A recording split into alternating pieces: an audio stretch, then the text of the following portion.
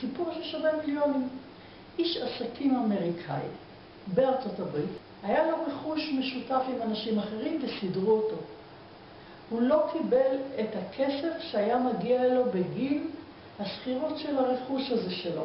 וזה הגיע לכמה מיליוני דולרים שהיו חבים לו, והוא לא קיבל את הכסף. הוא גם לא הצליח להגיע איתם להסדר למכור את החלק שלו, או הוא רצה דווקא לקנות את שלהם, על מנת להמשיך ולהרוויח כסף. יצא כסף, קיבל המלצה להגיע אליי לתיווך. המטרה הייתה להגיע להסדר, לקבל 10 מיליון דולר, שיהיה עורך דין שלא יעלה כסף.